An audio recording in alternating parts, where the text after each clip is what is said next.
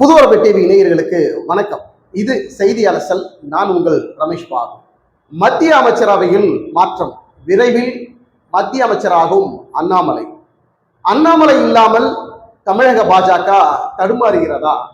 அஜித்குமார் அப்படிங்கிற ஒரு நபர், கோயில் காவலாளி, அவர் சிவகங்கை மாவட்டத்தில் போலீசாரால் கடுமையாக தாக்கப்பட்டு உயிரிழந்திருக்கக்கூடிய சம்பவத்திற்கு எதிர்கட்சி தலைவராக இருக்கக்கூடிய அதிமுகனுடைய பொதுச் செயலாளர் எடப்பாடி பழனிசாமி நேரில் சென்று ஆறுதல் சொல்லாததற்கு என்ன காரணம் உள்ளிட்ட செய்திகளை இந்த தொகுப்புல நம்ம பார்க்க போறோம்.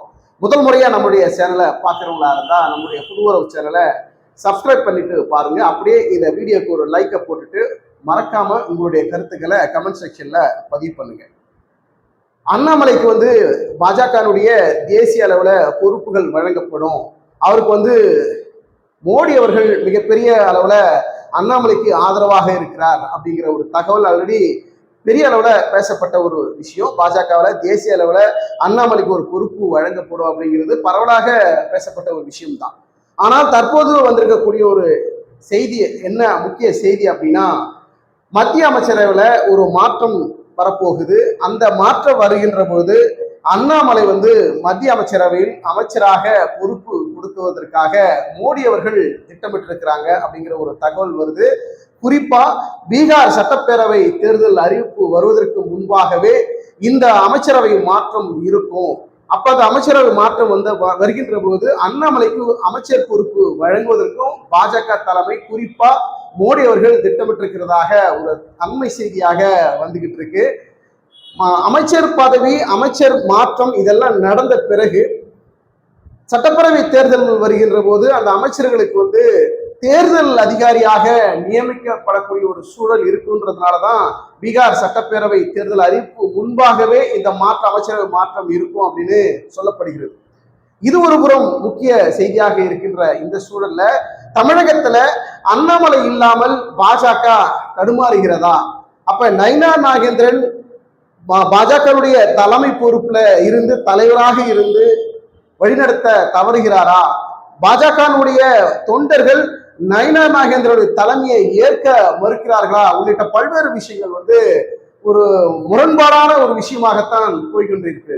அண்ணாமலை இருந்த போது ஒரு 3 ஆண்டுகள் அண்ணாமலை மாநில தலைவராக இருந்த பொழுது பாஜகவுடைய வளர்ச்சி யாராலும் தடுக்க முடியாது அப்படிங்கிற அளவுல ஒரு பெரிய எழுச்சியை பெற்றது. இளைஞர்கள் மத்தியில மிகப்பெரிய வரவேற்பு பெற்றது.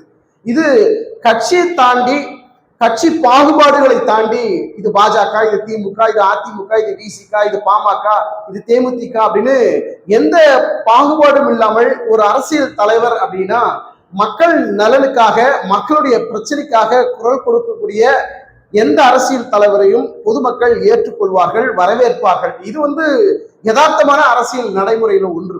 கட்சியில ஒரு திமுக, அதிமுக, பாமக அப்படின்னு உள்ளிட்ட பல்வேறு கட்சியினுடைய ஆதரவாளர்கள் அந்தந்த கட்சிக்கு ஆதரவு கொடுப்பதுங்கிறது அது இயல்பான ஒன்று. ஆனால் பொதுமக்கள் அப்படின்ற வருகின்ற போது மக்கள் பிரச்சனைக்கு குரல் கொடுக்கக்கூடிய ஒரு தலைவன், ஒரு அரசியல்வாதி யார் அப்படின்னா அப்படிப்பட்ட ஒரு அரசியல்வாதிக்கு தான் மக்களுடைய ஆதரவு நியூட்ரலா இருக்கும். அப்படிப்பட்ட ஒரு தலைவன் அண்ணாமலையினுடைய அந்த அரசியல் போக்கு, அந்த அரசியல் செல்வாக்கு, அந்த அரசியலுடைய முன்னெடுப்பு, அவருடைய செயல்கின்ற ஒவ்வொரு அரசியல் திட்டங்களும் சரி மக்கள் மத்தியில, இளைஞர்கள் மத்தியில வெகுவாக ஈர்க்கப்பட்டது. இது யாராலுமே மறுக்க முடியாது. நீங்க எந்த கட்சி அரசியல் தலைவர்களை கேட்டாலும் சரி, எந்த கட்சியினுடைய தலைவர்களை கேட்டாலும் அண்ணாமலையுடைய அரசியல் முன்னெடுப்புகள் எப்படி இருந்ததுங்க அப்படின்னு கேட்டா, இல்லைங்க அவரெல்லாம் அரசியலுக்கு லாக்கி இல்லைங்க, அவரெல்லாம் பெரிய விஷயமே கிடையாதுங்க, இப்படிப்பட்ட ஒரு நபர்லாம் அரசியலுக்கு வரக்கூடாது அப்படின்னு யாருமே ஒரு மைனஸாகவோ குறைத்து மதிப்பிட்டோ எந்த அரசியல்வாதியும் சரி, எந்த அரசியல் கட்சி தலைவரும் பேச முடியாத அளவுக்கு அண்ணாமலையுடைய அரசியல் அதிரடி ஆட்டங்கள் பெரிய அளவுல இருந்தது. யாராலும் மறுக்க முடியாது. அதன் பிறகு 3 ஆண்டுகள் முடிந்த பிறகு பாஜகனுடைய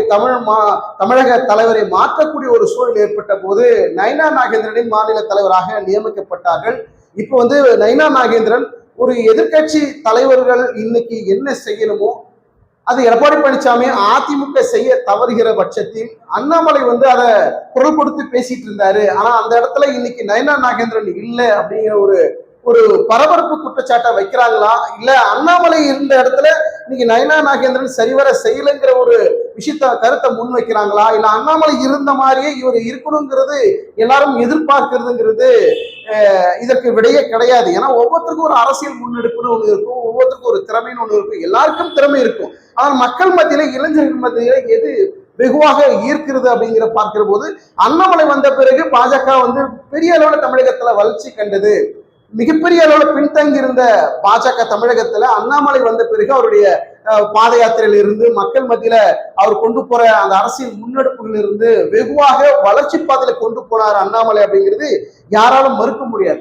அப்படிப்பட்ட ஒரு சூழல்ல பாஜகவுடைய மாநில பொறுப்புல இருந்து விலக்கப்பட்டு நீக்கப்பட்டு நயனா நாகேந்திரன் தேர்ந்தெடுக்கப்பட்ட பிறகு பாஜகனுடைய வளர்ச்சி தமிழகத்துல இருக்கு அப்படின்னா இல்ல அப்படிங்கிறது பல்வேறு பாஜக தொண்டர்கள் மத்தியில ஒரு அதிருப்திகரமான குமுறல் நிறைந்த ஒரு செய்தியாகத்தான் நாம் பார்க்க முடிகிறது.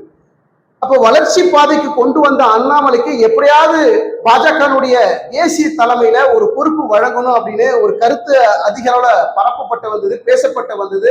இதுதான் ஒரு உண்மை நிலவரம். ஆனால் இன்று மத்திய அமைச்சரவையில் ஒரு மாற்றம் இருக்க போகிறது. அந்த மாற்றத்தின் அடிப்படையில அண்ணாமலைக்கு விரைவில் அமைச்சராகக்கூடிய வாய்ப்பு வழங்கப்படும் பாஜக அப்படிங்கிற ஒரு தகவல் வந்து ஒரு முக்கிய தகவலாக, அண்மை தகவலாக, அண்மை செய்தியாக தற்போது பார்க்க முடிகிறது. குறிப்பா பீகார் சட்டப்பேரவை தேர்தலுக்கு அறிவிப்புக்கு முன்பாகவே மத்திய அமைச்சரவையில் மாற்றம் இருக்கும். அந்த அமைச்சரவையில அண்ணாமலை அமைச்சராக பொறுப்பேற்கக்கூடிய வாய்ப்புகள் இருக்கும் அப்படின்னு அதிகாரப்பூர்வ தகவலாக தற்போது வந்து கொண்டிருக்கிறது. பொறுத்திருந்து பார்க்கலாம்.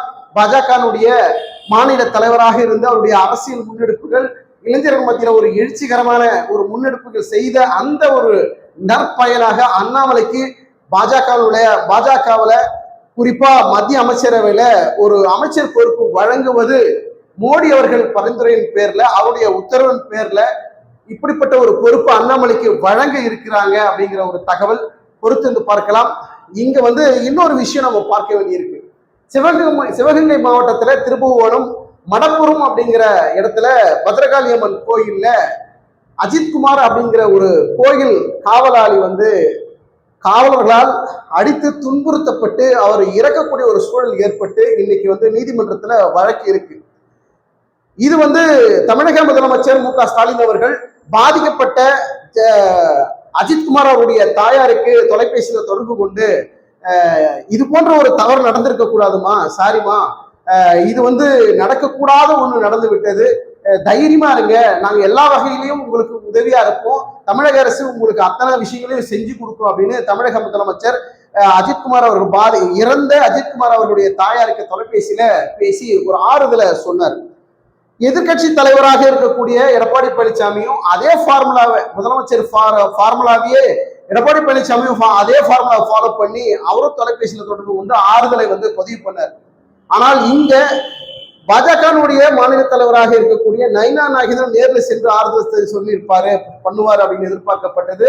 ஆனால் அதற்கும் எந்த ஒரு தகவலும் இல்லை அப்படிங்கிற ஒரு விஷயத்த நம்ம பார்க்க முடிகிறது.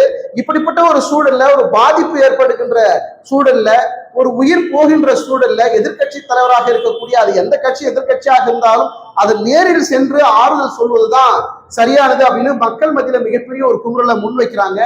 இன்னைக்கு அண்ணாமலை வந்து பாஜகவுடைய தலைவராக இருந்திருந்தால் களத்துல சென்று வேறு மாதிரியான விஷயத்த முன்னெடுத்திருப்பாரு, அரசியல் முன்னெடுப்பை செஞ்சிருப்பாரு அப்படின்னு பாஜக தொண்டர்கள் பொதுமக்கள் மத்தியில மிகப்பெரிய ஒரு கருத்தை முன்வைக்கிறாங்க.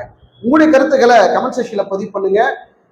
மத்திய அமைச்சரவையில் மாற்றம் ஏற்பட்டால் அண்ணாமலைக்கு அமைச்சர் பதவி கொடுப்பதற்கு மோடி அவர்கள் திட்டமிட்டிருக்கிறாங்க. உங்களுடைய கருத்துக்களை கமெண்ட் செக்ஷன்ல பதிவு பண்ணுங்க. அண்ணாமலைக்கு இப்படிப்பட்ட ஒரு அமைச்சர் பதவி கொடுப்பது என்பது அவருடைய அரசியல் முன்னெடுப்புக்கும் இளைஞர்கள் மத்தியில் மிகப்பெரிய எழுச்சி ஏற்படுத்தியதற்கும் அவருடைய தீவிரமான அரசியல்ல பாஜகவுடைய வளர்ச்சி பாதையை கொண்டு போனதற்கு அவருக்கு மத்தியில அமைச்சராக பொறுப்பு கொடுப்பது என்கிறது சரியானதுதான் அப்படிங்கிறது நீங்கள் எப்படி பாக்குறீங்க? உங்களுடைய கருத்துக்களை கமெண்ட் செக்ஷன்ல பதிவு பண்ணுங்க. உங்களுடைய அன்புக்கும் ஆதரவுக்கும் நன்றி. மீண்டும் அடுத்த ஒரு வீடியோவில் சந்திப்போம். நன்றி, வணக்கம்.